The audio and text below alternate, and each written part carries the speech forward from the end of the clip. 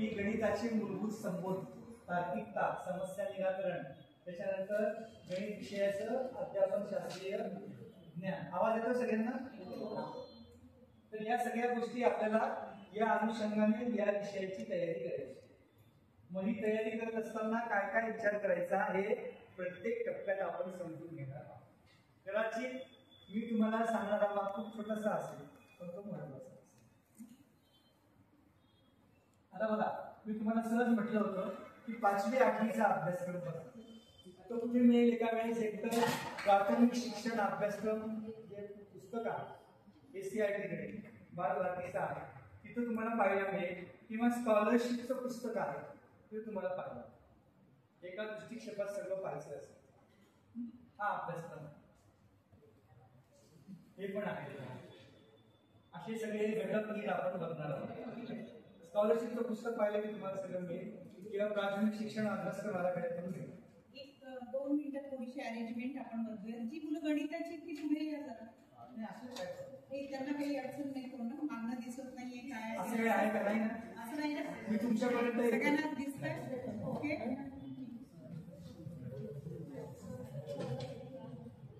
आता बघा, आपल्याला माहिती आहे गणित सोडवायचं म्हणजे काय करायचं, काय म्हणतो आपण?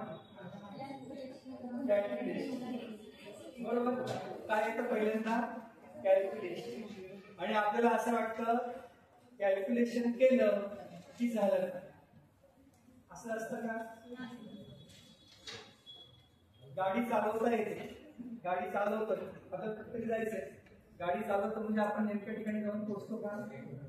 काय माहिती पाहिजे? रस्ता माहिती पाहिजे. बरं, आपण जे प्रवास करतोय तो कोणत्या दिशेने होतोय ते माहिती पाहिजे. दिशा चुकली तर कितीही प्रवास केला तर आपण भलत्या ठिकाणी जाऊन पोहोचतो. बरोबर की नाही? म्हणजे आपल्याला असं माहिती आहे की कॅल्क्युलेशन केलं की गणित विषयाचं काम झालं.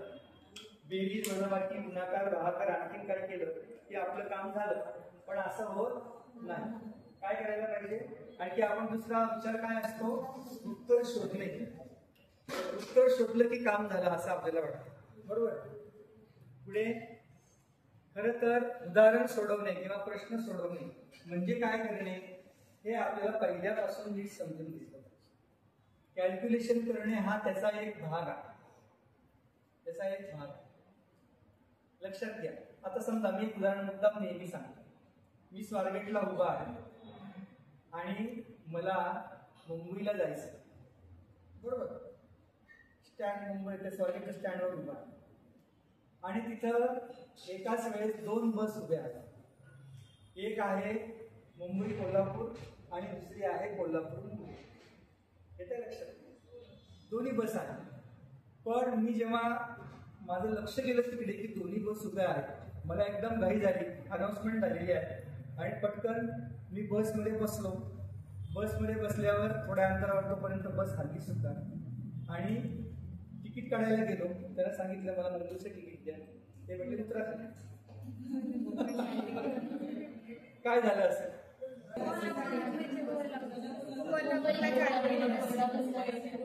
हा, ती बस कोल्हापूरला चालली. बरोबर. पण मला काय घाई होती, मी फक्त मुंबई वाचलं आणि पटकन बसमध्ये बसलो आणि त्यांनी मला उतरायला सांगितलं. मग आता इथं काय महत्वाचं? मला वाचता येत नव्हतं का? वाचता येत. मी वाचलं पण बस नव्हती का? बस जाणार होती ती आनंद दोन्ही बस निघत असावी तिथं बसलो. मग काय महत्वाचं होतं? विचारायची गरज आहे का आपल्याला? वाचता येत परीक्षेला कोणाला विचारली? आणखी काय केलं? आणखी काय झालं? वाचलं ना, समजलं पण मला, वाचलेलं पण समजलं. बरं, बाकी पूर्ण वाचली पण मी माझं लक्ष फक्त फोकस मुंबईकडे होतं. हा, बस निघून जाईल, बस निघून जाईल, बस निघून जाईल, बस निघून जाईल. हा, इथं त्याचा नेमका अर्थ लावता येणं ते महत्वाचं. म्हणून उदाहरण सोडवताना कॅल्क्युलेशन करता येणं एवढी क्षमता पुरेशी नाही. काय करतोय आणि कशा करता करतो ते महत्वाचं आहे की नाही? कोणाकोणाला वाटतं मी सांगतोय ते बरोबर आहे? हात वर करा. नक्की का? बाकीच्यांना वाटत नाही का? तुम्ही मॅथ्सचे नाही आहेत बरं, असं नाही. पण तर तुम्हाला जीवनामध्ये मॅथ्स आहेच. आता मला सांगा, मी हे जे सांगितलं हे आपल्या जीवनात आहे की नाही? आहेच. बरोबर की नाही? म्हणजे थोडक्यात काय करायचं लक्षात घ्या. उदाहरण वाचणं ही एक क्षमता, बरोबर. त्याच्यानंतर काय आहे, त्यातले महत्वाचे शब्द. जसं आपण इथं पाहिलं पोझिशन, शब्दांची पोझिशन पाहिली इथे आहे. हा, त्याचा अर्थ समजावून घेणं. त्याच्यानंतर काय दिलंय आणि काय विचारलंय. छोट्या गोष्टीत बघा लक्षात, छोट्या गोष्टी आपण सगळं कॅल्क्युलेशन करतो, सगळं सोडवतो, उत्तर येतं, पर्याय पण असतं, पण आपण चुकलेलं असतं. एखाद्या विद्यार्थ्याला सांगितलं तुझं हे चूक आहे आणि तो विचार करत बसतो की सगळं कॅल्क्युलेशन बरोबर केलंय, प्रश्न वाचलाय, मला सगळं समजलेलं आहे, हे चूक का म्हणतात? मग कुठे चुकलं? जसं मुंबईच्या गाडीत बसताना तो चुकीच्या गाडीत बसला, बरोबर की नाही? आणि सगळं अपयश आलं, आपलं सगळं घाई झाली, सगळं चुकलं, वेळ गेला, सगळंच झालं. म्हणून आपल्याला काय करायचं, काय दिलंय, काय विचारलंय ते ओळखता आलं पाहिजे. त्याच्यानंतर मग ठरवायचं, दिलेल्या गोष्टींवरून विचारलेल्या गोष्टीपर्यंत पोहोचायचं असेल तर कोणती पद्धत वापरायची. बघा, ज्या गोष्टीकडे लक्ष जाणं गरजेचं आहे त्या गोष्टीला आपण खूप कमी वेळ देतो किंवा गृहीत धरतो की हे बरोबरच आहे, हे असलंच असतं, बरोबर. म्हणून आपण काय करायचंय, ते प्रश्न नीट लक्षात घ्यायचे. मग सगळ्यात नंतरची गोष्ट आहे उत्तर काढणे. उत्तर काढण्यासाठी कॅल्क्युलेशन. नंतर पुढचा आपण बोलू, उत्तर योग्य पद्धतीने लिहिणे. उत्तर 3 आलं म्हणून पर्याय 3 रंगवायचा नाही, उत्तराचा पर्याय क्रमांक येते लक्षात. तर या सगळ्या स्टेप आपण लक्षात घ्यायचे. मग आपल्याला जेव्हा प्रॅक्टिस करायची आहे तेव्हा आपण स्वतःशी किंवा आपल्या सहकार्यांशी जेव्हा चर्चा करतो तेव्हा काय काय गोष्टींचा विचार करणं गरजेचं आहे तेच मी वेगळ्या स्वरूपात सांगतो. बघा, उदाहरणांचं आपण एकमेकांना प्रकट वाचन करून दाखवा प्रॅक्टिससाठी, बरोबर. चर्चा करा, काय काय चर्चा करायची आहे, यातले महत्वाचे शब्द कोणते आहेत, बरोबर. कीवर्ड कोणते आहेत, गणितातले कीवर्ड समजले नाही तर होत्याचं नव्हतं असं. हा, खालील पर्यायापैकी असणारा किंवा नसणारा, योग्य किंवा अयोग्य असे शब्द जेव्हा येतात तेव्हा आपल्याला जे मनात असतं तेच आपण वाचत असतो, जे मनात असतं तेच आपल्याला ऐकू येत असतं, बरोबर की नाही? बऱ्याचदा अशा गोष्टी घडतात. महत्वाचे कीवर्ड्स तुम्ही काय समजलं बघा, एकमेकांना विचारा की या प्रश्नामध्ये काय दिलंय, काय विचारलेलं आहे आणि आपल्याला काय समजलं, याच्यावर चर्चा करा. अशी चर्चा कोणीही करत नाही. म्हणून मुद्दा मी सांगतो, मॅडम मराठीच्या आहेत, ज्यांना गणित विषयाचा पेपर मराठी सारखा वाचता येतो त्यांचं 50% काम झालेलं असतं. भाषेशिवाय गणित सोडवणं शक्य नाही. म्हणजे त्याचं आकलन होणं, समजपूर्वक वाचन करता येणं ते खूप महत्वाचं. म्हणून काठिण्य पातळी बदलते असं जे म्हणतो ना, त्या प्रश्नाची रचना बदलते. कन्सेप्ट तीच आहे, 5वी पर्यंतची 8वी पर्यंतचीच कन्सेप्ट आहे, पण काठिण्य पातळी बदलते म्हणजे काय, स्ट्रक्चर त्या प्रश्नाचं बदलतं आणि तिथंच खरी गल्लत होते. एकतर ओव्हर कॉन्फिडन्स किंवा कॉन्फिडन्स लूज असतं, दोन्ही गोष्टी घातक. येते लक्षात? काय 5वी पर्यंतच आहे, काय पहिलीच्या मुलाला शिकवायचं, काय अभ्यास करावा लागतो, पण तिथं पहिलीच्या मुलाला शिकवताना ती कसरत असते. 5वीच्या मुलांना काय, माझं MSc झालंय, 5वीच्या मुलांना स्कॉलरशिप शिकवणं काय आवडेल. पण जेव्हा MScचे लोक सुद्धा जेव्हा स्कॉलरशिपच्या लेक्चरला बसतात तेव्हा त्यांना त्या छोट्या छोट्या गोष्टी लक्षात घेणं गरजेचं असतं. किंवा आता तुमच्याशी मी बोलत होतो, आता बसच्या पाठीबद्दलच किती वेगवेगळ्या गोष्टी आल्या, डायरेक्ट गोष्टी यायला किती वेळ लागतो, बरोबर की नाही? तर या गोष्टी खूप महत्वाच्या. प्रत्यक्ष ऍप्लिकेशन करताना आपल्या ज्या चुका होतात त्या समजण्याकरता या गोष्टी आहेत, बरोबर. कोणत्या गोष्टी दिलेल्या आहेत, कोणत्या गोष्टी विचारलेल्या आहेत याची चर्चा करा. आणि मग हा प्रश्न सोडवताना कोणती पद्धत वापरायची किंवा उत्तर कसं काढायचं याच्यावर चर्चा करा, कोणती क्रिया करायची. कधी कधी दिसतंय उदाहरण बेरजेचं, वजाबाकीचं, क्रिया करायची असते वेगळीच. वजाबाकीचं उदाहरण दिसतं किंवा बेरजेचं दिसतं, क्रिया वेगळीच करायची असते. ती कशी ती आपण पुढे बघणार आहोत. ठीक आहे. आणि उत्तर लिहिण्याची योग्य पद्धत, या सगळ्या गोष्टींवर आपण चर्चा केली पाहिजे. एकमेकांशी सराव करायचा आणि एकमेकांना प्रॅक्टिस त्याची होणार. आता बघा, एक छोटंसं उदाहरण मुद्दा मी सांगितलं, हे 4थी 5वीचं उदाहरण आहे. मी तुम्हाला फक्त एवढी एकच ओळ वाचायला दिली. जसं आपण बसची पाटी वाचली तसं हे वाचायचं आणि या प्रश्नाचा अर्थ मला सांगायचा. या प्रश्नाचा अर्थ सांगायचा. छोटा प्रश्न आहे, लक्षात.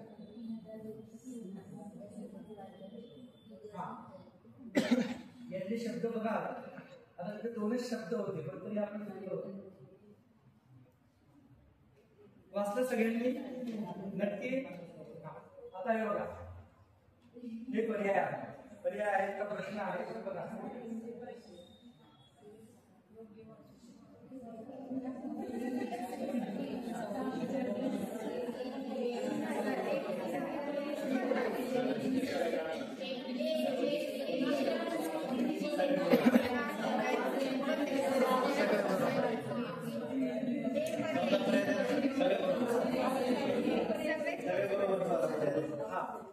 झालं सगळ्यांचं? काय विचार केला? कोणतरी एकाने हात वर करून सांगा. हा सांगा मॅडम. हा सांगा.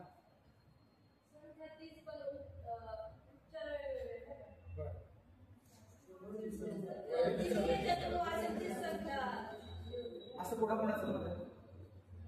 वेगळं वेगळं मत सांगा. सांगा. बरोबर आहे. दुसरं तिसरं नाही. बरं. आणखी तिन्ही बरोबर आहे. बरं. पुढे आणखी वेगळं कोणाचं आहे याच्यापेक्षा?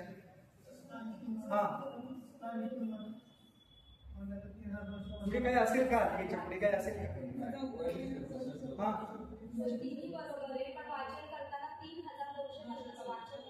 म्हणून काय करायचं मग?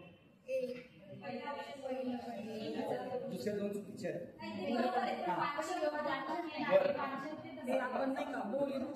तुम्हाला काय वाटतं, हा प्रश्न संपलाय का इथं?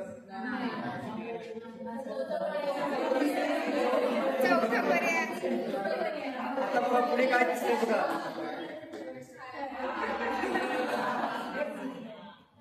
हा बघा आता काय.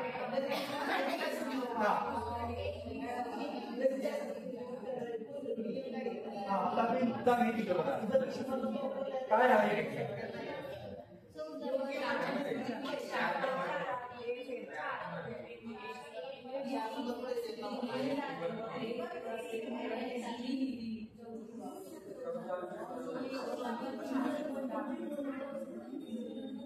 आता काय विचार करताय ते मला सांगा.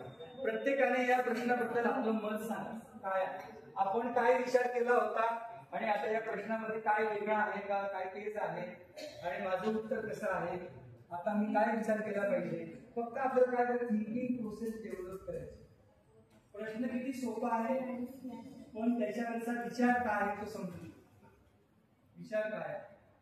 आणि परीक्षेमध्ये असंच होतं, आपलं काय चुकलं म्हणून मी काय म्हणत होतो, याच्या पुढे काय असेल का, काय आहे का, काय आहे, काय काय विचार करायला पाहिजे, काय काय विचार केला पाहिजे. तुम्हाला जे सुचेल ते सांगा, काही प्रॉब्लेम नाही. हा सांगा. 4 पर्याय दिलेले नाही, मग 4 पर्याय दिले मग चुकीचं आहे का बरोबर? मग ए बी सी ला पर्याय म्हणायचं का नाही म्हणायचं, कारण काय?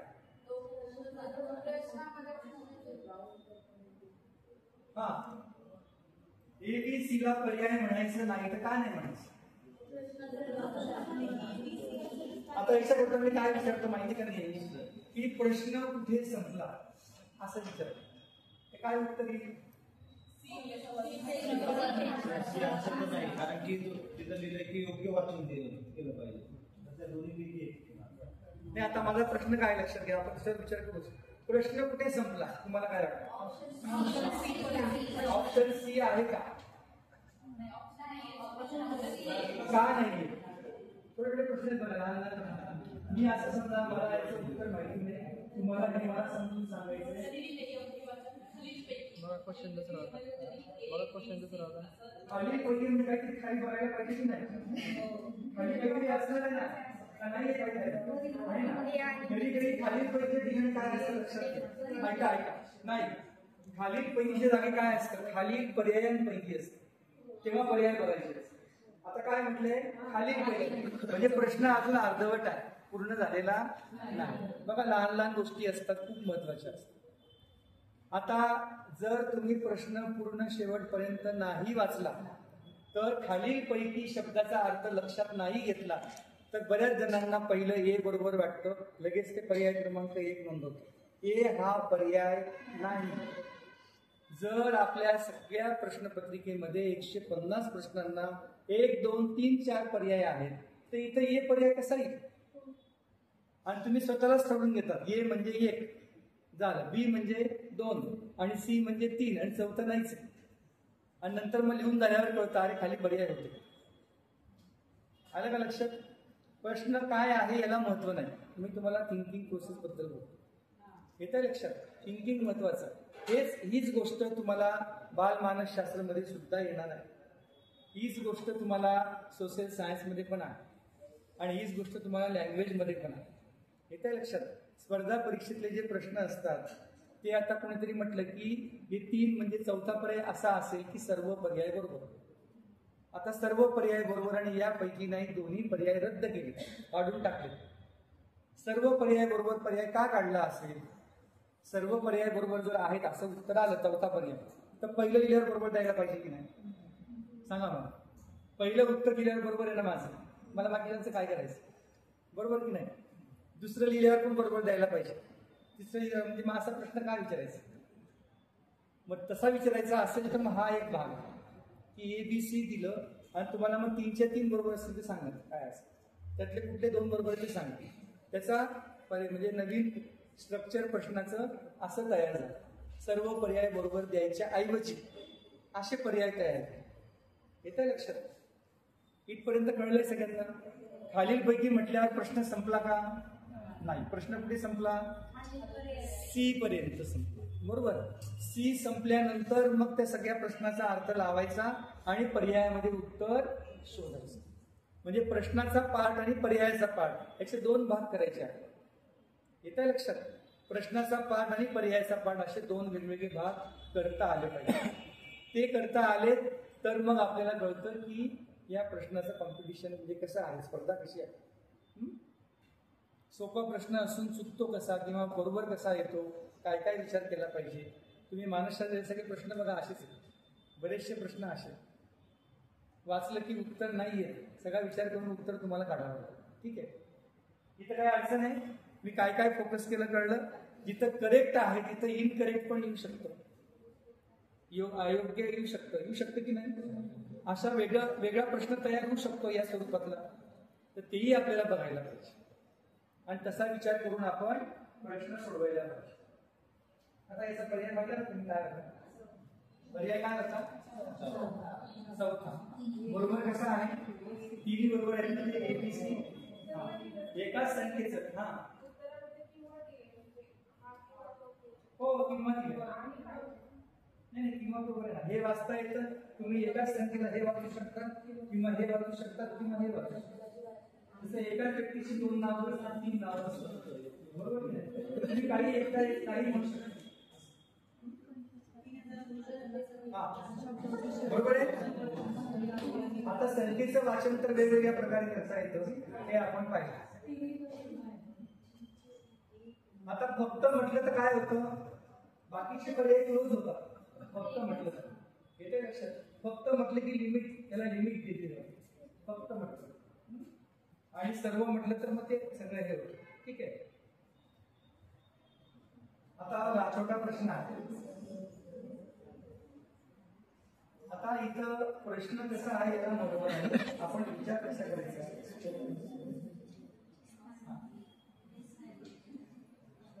मी छोटा प्रश्न घेतला, इथून पुढे आपल्याला आठवड्यावर प्रश्न तयार करता येईल.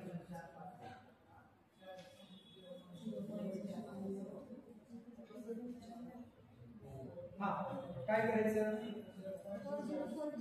4ची किंमत काय कन्सेप्ट आहे? प्लेस वॅल्यू बरोबर हा? आहे ना? आता ही किती प्रकारे व्यक्त करता येईल कोण सांगतो मला? हे उत्तर किती प्रकारे लिहिता येईल? एक एक उत्तर सांगा. 4 अपॉन लिहा, पर्याय लिहा. 4 अपॉन 100. आणखी काय लिहिता येईल? 0.4. आणखी काय? 4 into 10⁻⁻². बरोबर आहे ना? 3 प्रकारे सांगता आलं तुम्हाला. 0.04 असं येईलच असं नाही, काही येईल. बरोबर? मी फक्त माहितीसाठी सांगितलं, फक्त माहितीसाठी सांगितलं. असं काही उत्तर तुम्हाला लिहिता आलं पाहिजे. आता बघा, तोच प्रश्न वेगळ्या प्रकारचा, तोच प्रश्न वेगळ्या प्रकारचा. काय करणार आता? बेरीज विचारली आहे मला. हा,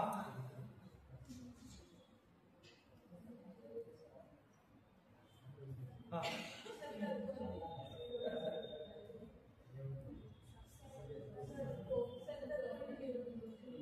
काय काय करायचंय ते सांगा. आता आपल्याला काय लक्षात घ्या, मला सगळं येतं किंवा मला सगळं माहिती आहे इथपर्यंत ठीक आहे, पण ते किती वेळात येतं, कसं येतं ते पण महत्वाचं. वेळ पण महत्वाचा नाही इथं. एखादा प्लेयर टेस्ट मॅच मध्ये आउट होत नाही, पण T20 मध्ये त्याला सांगतात की लवकर बाहेर ये, रन करून सांगतात की नाही? तसं आहे. आपल्याला वेळेचं बंधन आहे, मग प्रश्न कसा सोडवायचा, वेळ कसा वाचवायचा, कसं करायला, हा प्रश्न कसा सोडवा. उत्तर सगळ्यांना माहिती, मला उत्तर नकोच. तुम्ही काय विचार कराल ते मला सांग.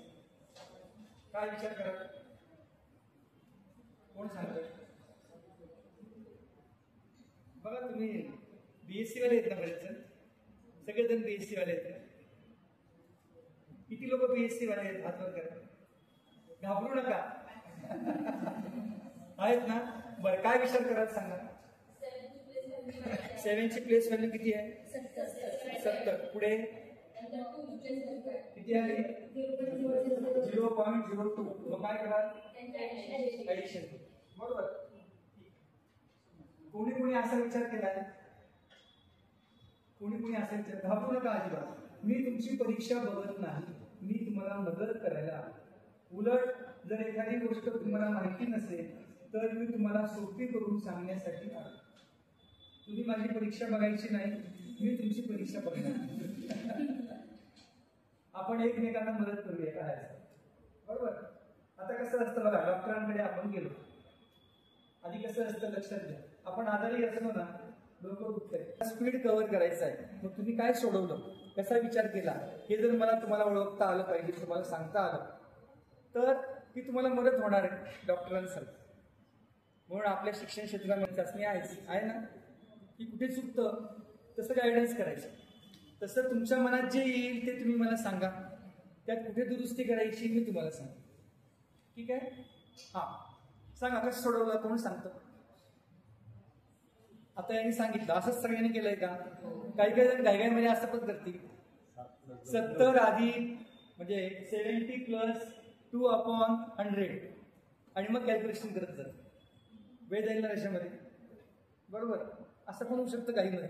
आणखी काय करता येईल? याच्यापेक्षा सोपं काही आहे का आणखी? त्याच्यामध्ये शॉर्टकट आहे, लक्षात घ्या. जर हाच प्रश्न जर मी तुम्हाला असा विचारला, शॉर्टकट कुठे मिळते तुम्हाला सांगा. हाच प्रश्न विचार, या संख्येतील सर्व अंकांच्या स्थानिक किमतीची बेरीज काय कराल? ती संख्या येईल ना, बरोबर? याचा अर्थ ज्या ज्या अंकांच्या स्थानिक किमतीची बेरीज विचारली ते सगळे अंक जसेच तसे लिहिले. तसं या 2 अंकांची बेरीज विचारली ना, तेच अंक लिहा, बाकीचे 0 करा. काय येतं बघा, करून बघा काय येतं बघा. आलं ते काही बरोबर आहे. मग शॉर्टकट झाला की नाही? झाला की नाही शॉर्टकट? जर स्थानिक किमतीची बेरीज विचारलेली असेल तर आपण प्रत्यक्ष बेरीज करण्याची गरज नाही. आणि ज्यांची बेरीज विचारली ते अंक घ्यायचे, बाकीचे 0 घ्यायचे. बरोबर? सर्व अंकांच्या स्थानिक किमतीची बेरीज विचारली काय करणार तुम्ही? काय करणार आहात? जे विचारले तेच लिहायचे, बाकीचे 0 लिहायचे. ऑटोमॅटिकली उत्तर दिसत आहे. ठीक आहे, तर आपल्याला असं शॉर्टकट शोधायचे. बरोबर, शॉर्टकट शोधले की आपला वेळ वाचणार कॅल्क्युलेशन करण्यासाठी. आता हे असं मी तुम्हाला करून दाखवलं होतं आणि बेरीज अशी पण करून दाखवलं. दोन्ही प्रकारे बेरीज करता येते, वरचं किंवा खालचं. जे डॅश केलं हे अंडरलाईन करून केले त्याचे. ठीक आहे, आता बघा, आता हा प्रश्न वेगळ्या प्रकारे घेतला. ही मोठी संख्या घेतली आणि इथं काय विचारलं, मात्र इथं स्थानिक किमतीतला फरक येईल, स्थानिक किमतीची बेरीज येईल, गुणाकार येईल किंवा पट विचारलं. पट सुद्धा विचारलं, ते आपण लक्षात घ्यायचं. करता येते, काय करता येईल सांगा. आता उत्तर दाखवायला नको होतं, तुम्हाला दाखवलं होतं. काय काय करणार सांगा आता. हा, आता बघा प्रश्न काय वाचता तुम्ही आणि मला याची काय अर्थ सांगा.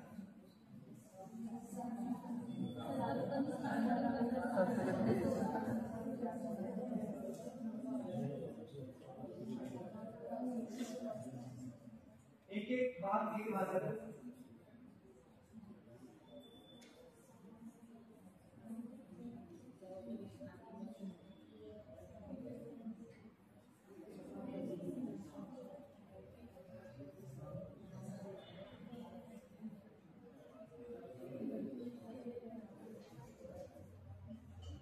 काय काय समजलं बघा. प्रश्नाचं उत्तर म्हणा काढून, उत्तर काढून एक एक बघू आपण. सर्वात कमी स्थानिक किंमत असलेला अंक कोणता? 6. 6 उत्तर कोणा म्हणायचं आहे? सर्वात कमी स्थानिक किंमत असलेला अंक 6. 1 2 3 4 आणखी कोण? हा आहे, बरेच जण आहेत. सर्वात जास्त स्थानिक किंमत असलेला अंक 5. बर, त्यांच्या स्थानिक किमतीचा गुणाकार किती आला? काय 30 काय? फेस व्हॅल्यू नाही विचारली, place value. Product of place value 30 lakh. हा, product of place value 30 lakh. किती आला? 30 लाख. 30 लाख. 3 कोटी. 30 लाख. 30 लाख. हा. बर, आता 5 ची किंमत किती आहे? 5 ची किंमत किती आहे? 5 ची किंमत किती आहे? 50,000. 50,000 गुणिले 6 काय? 50 लाख. 50 लाख गुणिले 6 किती झाले? 3 कोटी. 3 कोटी उत्तर आहे. कोणाकोणाचं उत्तर आहे असं 3 कोटी? बर, वेगळं उत्तर कोणाचं आहे? म्हणजे मला सांगायला चान्स आहे.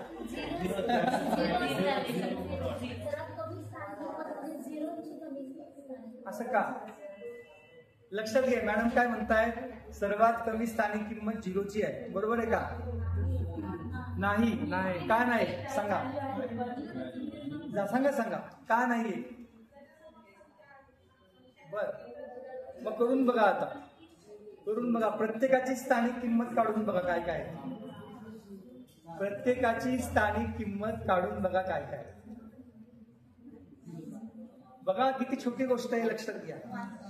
3री 4थीच्या मुलांची कन्सेप्ट आहे, पण आपल्याला काठीण्य पातळी थोडीशी वाढवली की लगेच त्याच्यामध्ये काय होतं? कन्फ्युजन होतं.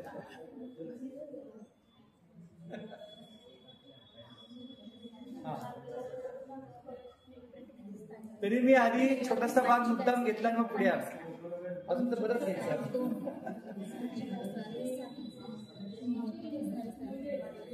सांगा. हा सांगताय मॅडम?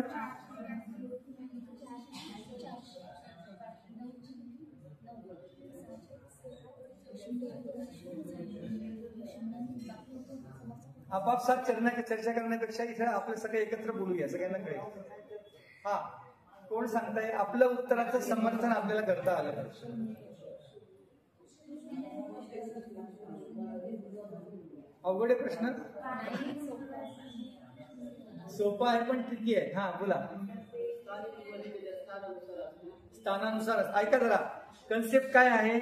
त्या अंकाची स्थानिक किंमत त्याच्या स्थानानुसार ठरते. बरोबर. मग स्थान काय आहे? हा, कोणाचा?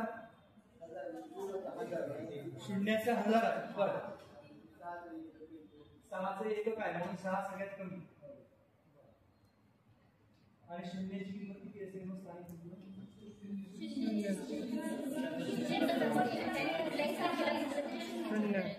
हा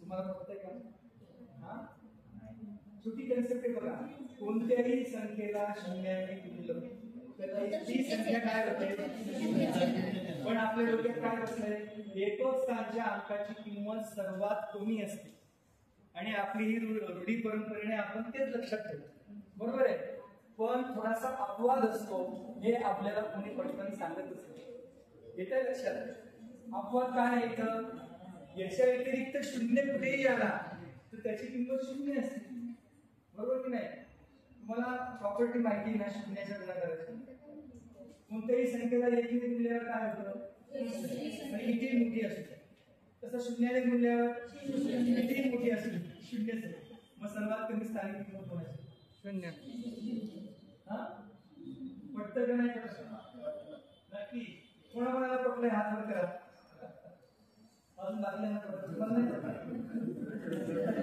कारण कसं असतं माहिती का की असंच करायचं असतं हे आमच्या शिक्षकांनी शिकवलंय आमच्या मित्रांनी सांगितलंय नातेवाईकांनी सांगितलंय अमुकने सांगितलंय तसंच करायचं का करायचं माहिती नाही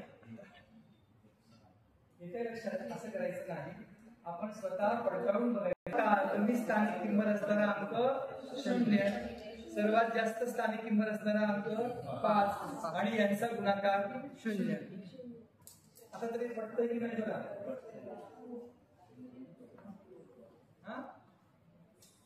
लक्षात आलंय का बघा म्हणजे काय होतं आता क्लिअर झालं आता शून्याचा गुणाकार तर 0 असतो हे तर कळलं मग स्थानिक किंमत किती पण मोठी असू दे स्थानाची किंमत तरी तो 0 असतो ठीक आहे आता हा प्रश्न बघा मॅडमना हा प्रश्न माहिती त्यांनी स्कॉलरशिप चालू त्यांना हा प्रश्न माहिती बरोबर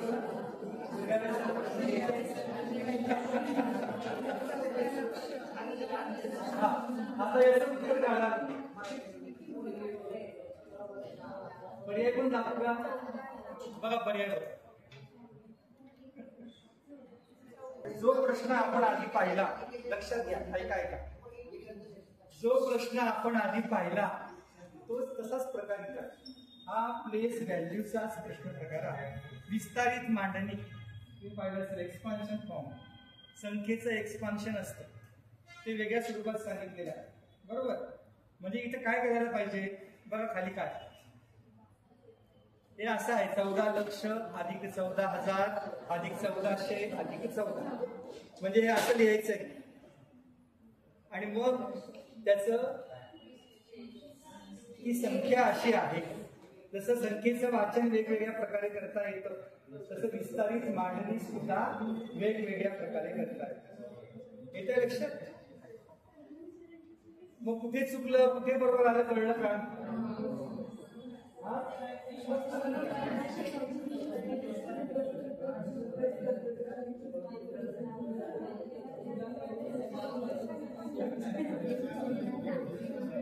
आता बघा हे काय प्रश्न खूप सोपा आहे खूप सोपा आहे काय करावं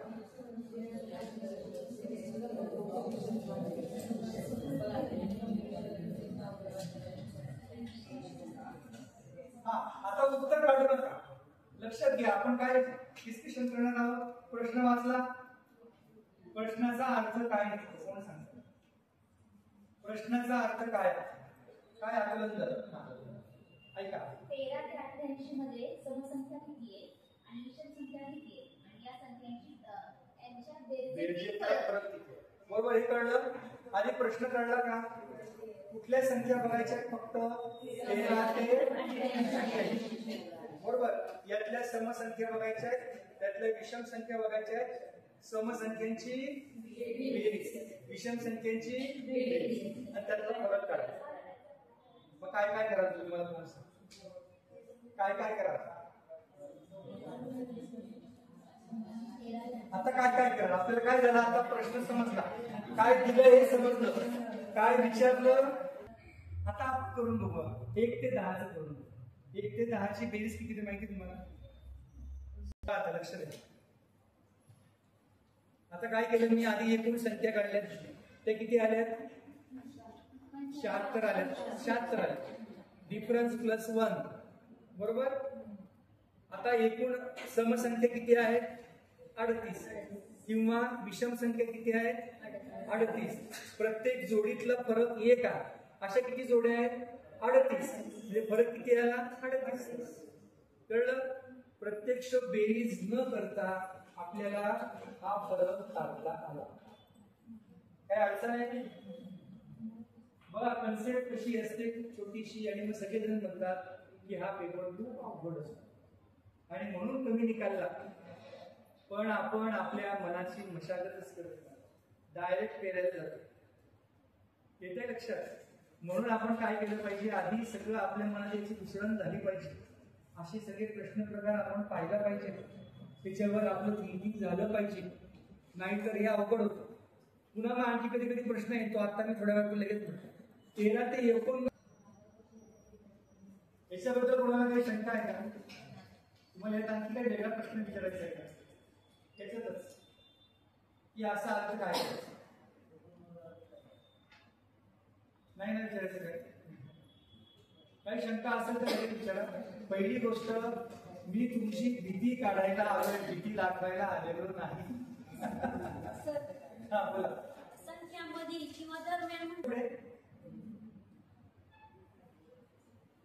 बघा बरं प्रश्न काय आहे आपल्याला काही कन्सेप्ट पण आपल्याला आल्या पाहिजे प्राईम नंबर पॉझिटिव्ह नंबर प्रश्न सरळ आणि सोपा मी अवघड काय विचारलं असतं मी तुम्हाला मुद्दाम सोपं करून चालेल हा प्रश्न अवघड पर्यंत नाही 74 आता हा 2 ज्ञानावरचा प्रश्न आहे सोपा आहे 74 किती आहे 74 74 कसं काढताय माहिती आहे हा पाठांतर केलंय मूळ संख्या किती आहे 25 आणि संयुक्त 70 कॉम्प्लिट नंबर 24 आहे मग एक काय आहे मुळे नॅचरल नंबर काय म्हणतो आपण नॅचरल नंबर मी नॅशनल नंबर ही कन्सेप्ट दिली स्वतंत्र संख्या आहे का स्वतंत्र आहे दोन्हीच्या व्याख्येत का बसत नाही जर मुलांनी विचारलं असं का म्हणायचं तुम्ही काय सांगाल काय सांगाल असं आमच्या सरांनी सांगितलं आमच्या मॅडमनी सांगितलं असं आम्हाला शिकवलंय म्हणून आम्ही असं सांगतो याला म्हणतात अंधश्रद्धा पुस्तक हा असं ते सुद्धा अंधश्रद्धा पुस्तकात सगळंच बरोबर असतं असं नाही आमच्या पूर्वी माझ्याकडे एकदा 4थीचा वर्ग होता नवनीत सारखं चांगलं उत्तम दर्जाचं प्रकाशनाचं पुस्तक त्यात आमच्या मुलांनी 26 चुका शोधल्या नवनीत मध्ये शक्यतो चुका आता खरं याच्यामध्ये आणखी वेगवेगळ्या गोष्टी आहेत त्या मी आता काही सांगत नाही आता थोडासा वेगळा प्रकार हाही प्रश्न बहुतेक विचारलेला आहे सांगा बरं काय काय काय किती विचार आहेत तिथे बघा एका वेळी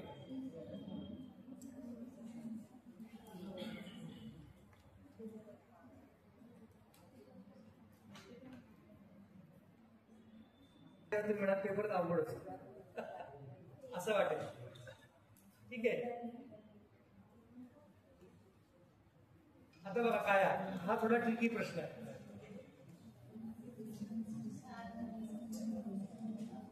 आता इथं संख्येचा कॉम्बिनेशन घेतलेली बरोबर सरळ सरळ नाही सर्वात मोठी 3 अंकी संख्या आहे पण ती कशी आहे सम नंतर सर्वात मोठी 2 अंकी सर्वात मोठी मूळ संख्या कोणती आहे 2 अंकी 77 प्रश्न तसे सोपे आहेत फक्त त्यातले काय लक्षात घ्यायचं हे मला फक्त सांगायचं बरोबर ठीक आहे काय अडचण आहे इथपर्यंत हा सोपे प्रश्न आपण पटकन पुढे जाऊ आता बघा हा प्रश्न बघा कसा हा मुद्दाम मी तुम्हाला विचारलेला प्रश्न. फ्रॅक्शन बघा बरं काय आन्सर आहे.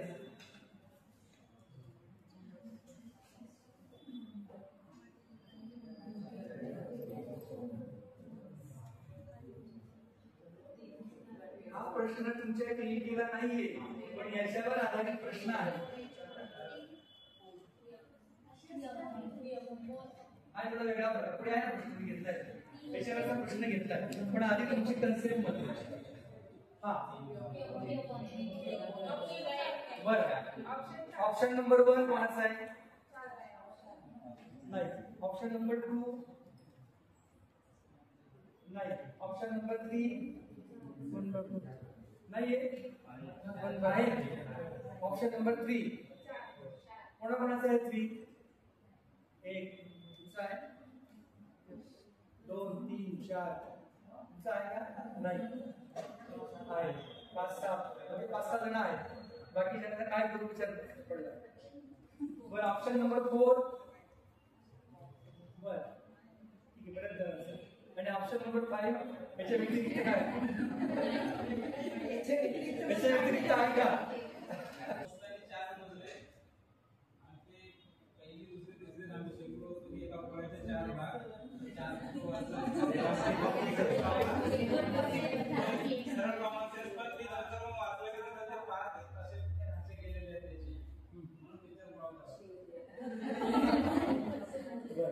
आता ही आहे, हा जो प्रश्न आहे ना, हा नैदानिक चाचणीमध्ये प्रश्न असतो. अपूर्णांक समजतोय पण पूर्ण समजले, त्याचे समान भाग असले पाहिजे. कसे असले पाहिजे? समान. समान नसतील तर ते समान करावे लागतात. आणि म्हणून आता त्याचं उत्तर काढतात. येते लक्षात? आता काढता येईल उत्तर. आणि ज्यांनी थोडे काढणं व्यवस्थित केलं त्यांनी कन्सेप्ट क्लिअर आहे. बरोबर. ज्यांची कन्सेप्ट क्लिअर नाही त्यांनी पण आपण सोडतात. बरोबर. म्हणजे या गोष्टी आपण लक्षात घेतल्या पाहिजे. ठीक आहे. ऑप्शन नंबर 4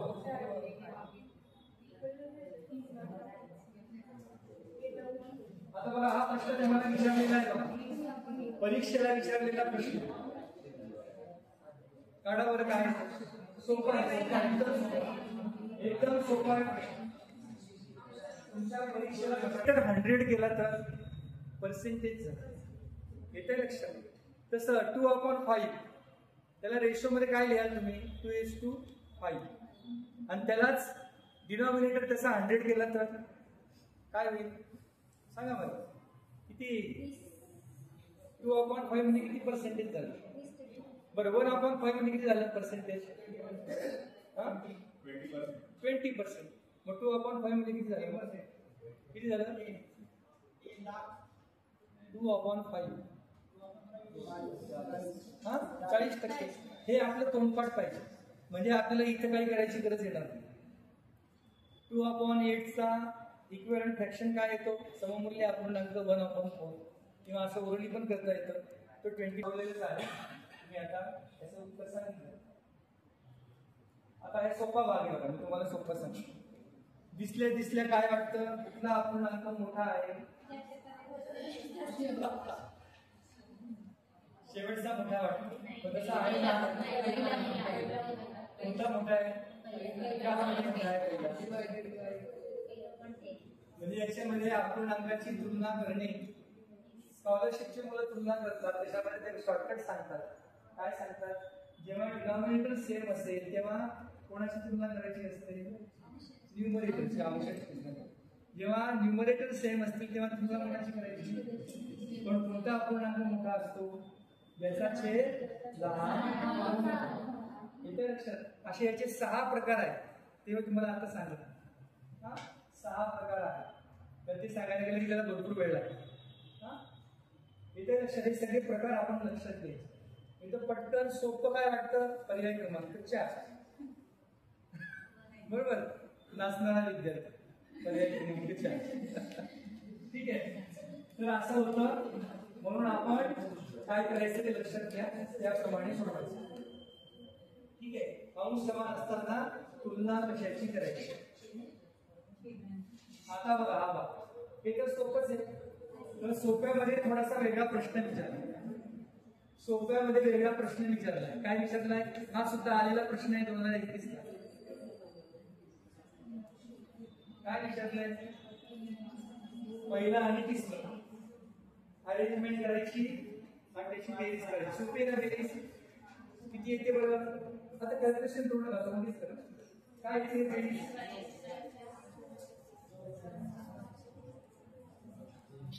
काय येते?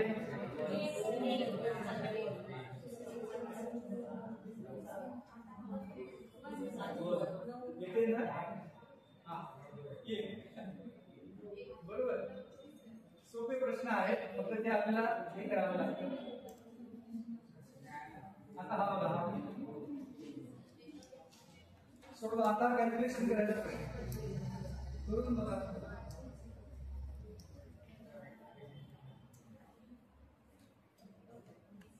आता कॅल्क्युलेशन करा बरं. काय काय कराल ते मला सांगा. कॅल्क्युलेशन करण्यापूर्वी प्रश्न वाचा, त्यात तुम्ही काय काय करणार आहात ते सांगा.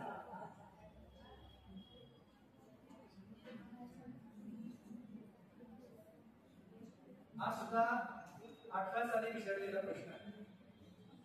याच्यामध्ये काय शॉर्टकट करता येईल का, सोपं करता येईल का ते पण सांगा.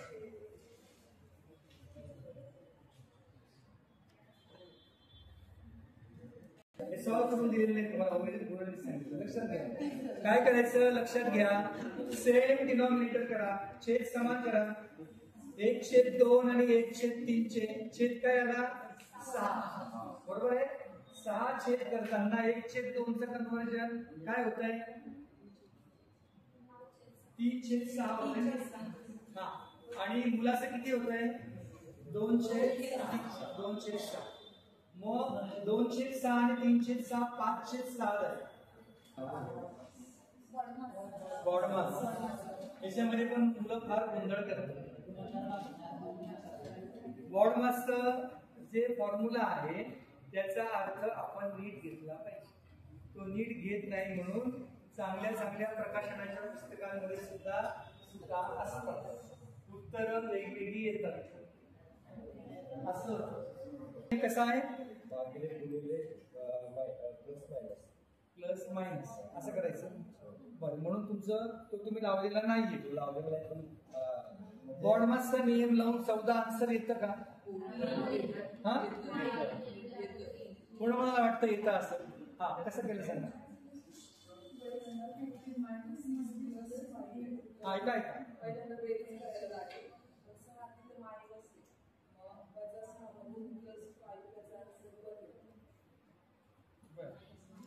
तुम्ही बॉडमास पण म्हणताय आणि परत तुम्ही काय केलं इंटिजरचा पण नियम लावला बरोबर. आता बघा इथं पण आणखी एक लक्षात घ्या. आपल्या मुलांचं कन्फ्युजन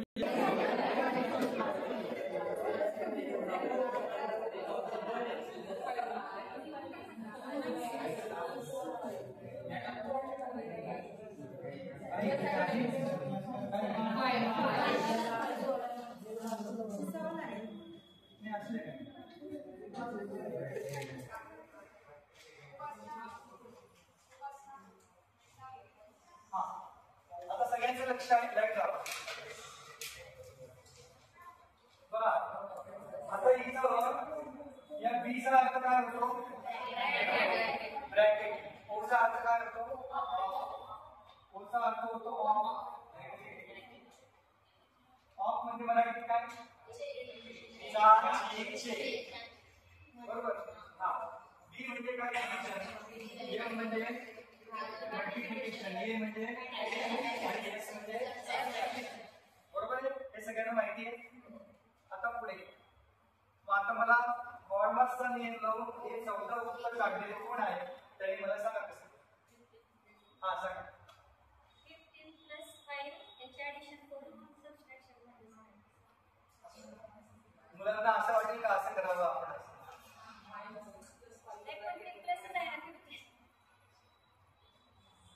मग आधी हे माहिती हे केले करणारे कोण आहे असं काय केलं. बॉडमासचा नियम लागतो का नाही लागत.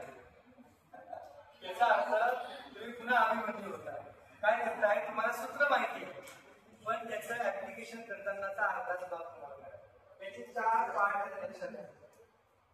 हा एक, हा दुसरा, हा तिसरा आणि चौथा, असे 4 पार्ट आहेत. ब्रॅकेटचा अर्थ होतो फक्त ब्रॅकेट सॉल्व्ह करायचं. ऑफचा अर्थ होतो तिथे फक्त मल्टिप्लिकेशनचं साइन करायचं. बरोबर, ते लिहायचं, साइन करायचं म्हणजे ते कॅल्क्युलेशन नाही करायचं, फक्त साइन लिहायचं. हे 2 झाल्याशिवाय तिसरं करायचं नाही, कारण मल्टिप्लिकेशन पुढे आहे. बरोबर, डी आणि एम, डिव्हिजन मल्टिप्लिकेशन, हे दोन्ही क्रिया आधी करायची. आणि चौथा आहे, या 2 झाल्याशिवाय ऍडिशन सबट्रॅक्शन करायची नाही, एवढं आपल्याला कळतं. पण इथं 2 क्रिया आहेत, डिव्हिजन आणि मल्टिप्लिकेशन. बरोबर, याच्यामध्ये कोणती क्रिया आधी करायची? तर त्याचा स्पष्ट उल्लेख आपल्या सूत्रामध्ये दिलेला नाही, पण जिथं जिथं कन्सेप्ट क्लिअर आहे तिथं दिलेला आहे, पण आपण ते विसरतो. आपण एकच गोष्ट लक्षात ठेवतो, आपण काय म्हणतो तोच क्रम लक्षात. तसं नाही, या दोन्ही मधली जी क्रिया आधी असेल ती आधी करायची. येतं लक्षात? याच्यामध्ये जी क्रिया आधी असेल ती करायची. आता डिव्हिजन मल्टिप्लिकेशन मध्ये फार फरक पडत नाही, तेच उत्तर येते, पण फरक पडतो तो नंतरच्या चौथ्यामध्ये. आता इथं 2 उत्तर आले की नाही? ज्यांनी हे आधी केलं त्यांचं उत्तर काय आलं? 14. बरोबर, ज्यांनी असा विचार केला की हे आधी करायचं त्यांचं उत्तर काय आलं? 4 उत्तर. माझं त्यांनी बेरीज का आधी करायची? जरा वाटतं ऍडिशन शब्द पहिल्या आधी आलेला आहे म्हणून आपण आधी ऍडिशन करायची. मग आता त्यांनी सांगितलं होतं, त्यांनी काय सांगितलं होतं? त्याप्रमाणे आपण इंटिजर प्रमाणे जाऊया, म्हणजे आपला नियम कोणता बरोबर येतो लक्षात. 15 - 6 + 5 याचं कन्व्हर्जन आपण कसं करतो? 15 + -6 + 5. बरोबर, असं का करतो? वजाबाकीचं रूपांतर बेरजेत करताना नंतरच्या संख्या जी येते ती कशी असते? विरुद्ध संख्या. त्याला आपण ॲडिटिव्ह इन्व्हर्स करतो, बेरीज व्यस्त संख्या. आता ती छोटी म्हणून आपल्याला असं वाटतं काय करायची गरज नाही. बरोबर, पण जर ती संख्या मोठी असते तर आपल्याला तेव्हा गरज भासते, तेव्हा ती अशी यायची असते. बरोबर, मग आता 15 + 6 + -6 याची काय क्रिया होती सांगून बघा.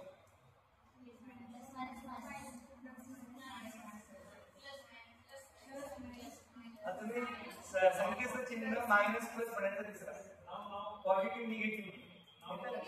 आता इतर त्या 2 गोष्टींची क्रिया करताना काय होत आहे? अपोजिट साइन येते नाही. अपोजिट साइन असेल तर बेरजेमध्ये फरक येतो. बरोबर, काय फरक आहे याचा दोन्हीचा?